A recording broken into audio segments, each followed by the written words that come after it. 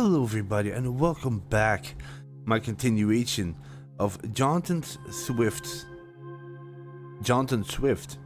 Gulliver's Travels. Chapter 2, Life in Lilliput. I was careful to behave as well as possible, to persuade the king to give me my freedom. Lilliputians soon began to lose their fear of me. They called me the Man Mountain. Sometimes I lay down and let them dance on my hand, and from time to time children came to play games in my hair. By now I was able to speak their language well. One day the king invited me to watch the regular entertainments, which are greatly enjoyed by him, his family, and his lords and ladies. I was most interested in the rope dancing. A very thin rope is fixed 30 centimeters above the ground.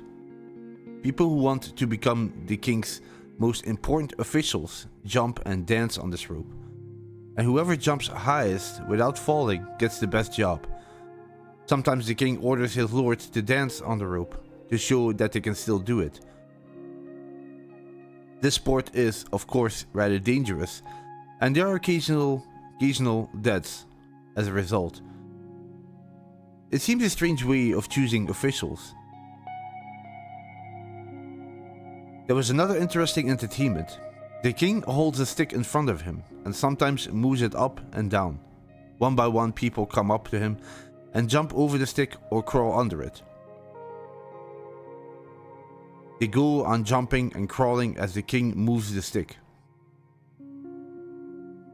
The winner is the one who jumps and crawls for the longest time, and he receives a blue ribbon to wear around his waist. The second best receives a red ribbon, and the third best gets a green one. Many of the Lilliput lords wear their ribbons proudly at all times.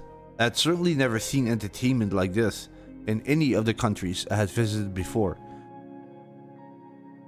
Some days later, a strange black thing was seen on the beach where I had first arrived in Lilliput. When the people realized it was not alive, they decided that it must belong to the Man Mountain, and the king ordered them to bring it to me. I thought I knew what it was. When it arrived, it was rather dirty because it had been pulled along the ground by horses. But I was delighted to see that it was, in fact, my hat. I had lost it in the sea when swimming away from the ship.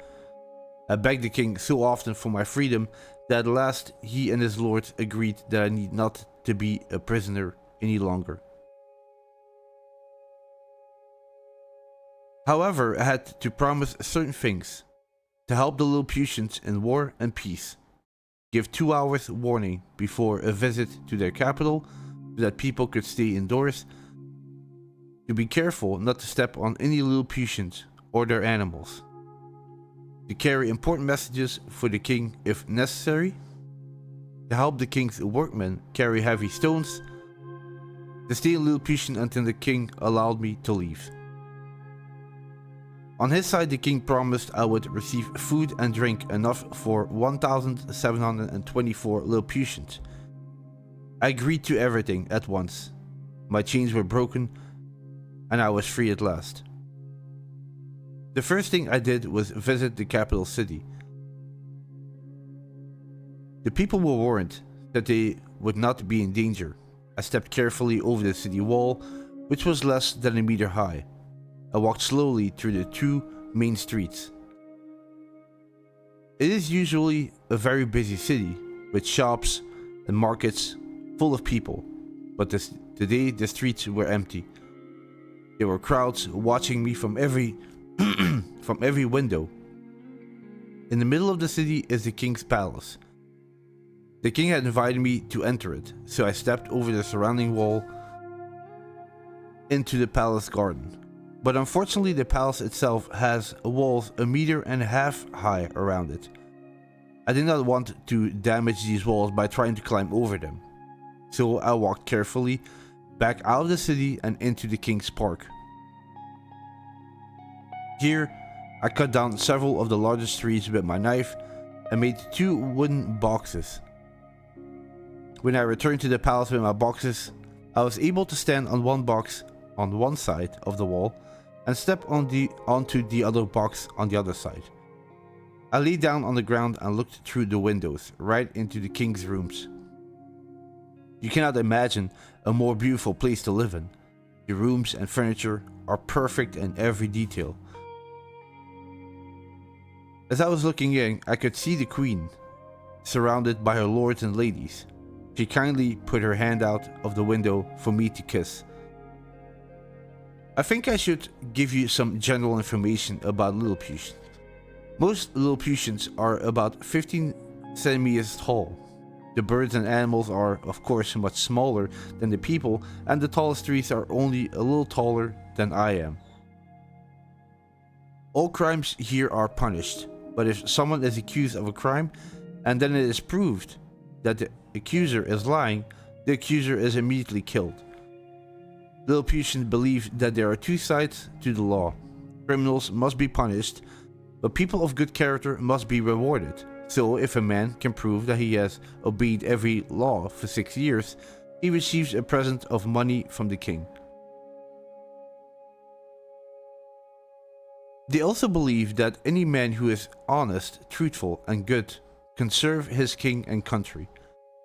It is more important to have a good character than to be clever or intelligent.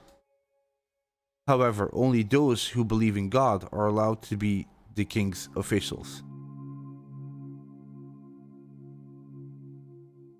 Many of their laws and customs are very different from ours, but human nature is the same in every country. The Lilliputians, like us, have learned bad ways. Choosing officials because they are able to dance on a rope is just one example. Now I shall return to my adventures in Lilliputian. About 2 weeks after my first visit to the capital, I was visited by one of the king's most important officials. His name was Rel Dressel, and he had helped me many times since I had arrived in Lilliput. I started the conversation. I am so glad they've taken away my chains, I told him.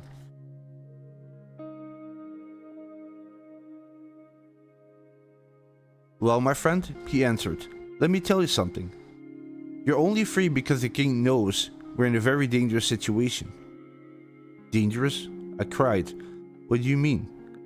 Lilliputian has enemies at home and abroad, he explained. For 6 years now, we've had two political groups, the high heels and the low heels. Perhaps the high heels were more popular in the past, but as you can see, our present king and all his officials wear the lowest heels. The two groups hate each other, and a high heel will refuse to speak to a low heel. That's the problem in Lilliputian. Now we're getting information that the people of Blefuscu, are going to attack us. Have you heard of Blefuscu? It's an island very near us, almost as large and important as Lilliput.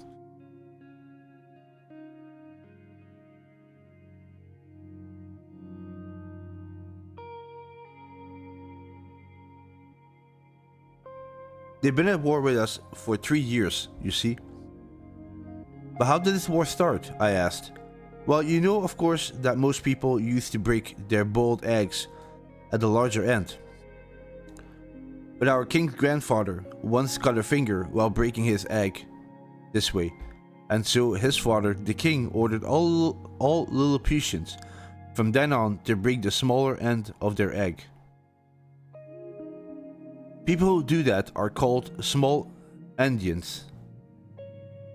But Lilliputians feel strongly about this, and some big Indians have fought angrily against this law. As many as 11,000 people have been killed because they refuse to break their eggs at the smaller end.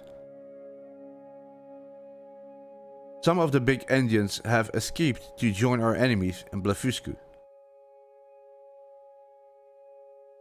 The king of Blefuscu has always wanted to defeat Lilliputian in war, and now we hear that he's prepared a large number of ships which will attack us very soon. So you see, my friend, how much our king needs your help in order to defeat his enemies. I did not hesitate for a moment. Please tell the king, I answered warmly, that I am ready to give my life to save him or his country. And that is the end of chapter 2. Hope you guys enjoyed it. Thank you very much for listening. And I'll see you in chapter 3, Lilliputian at War, next time. Thank you very much. Take care. Bye-bye.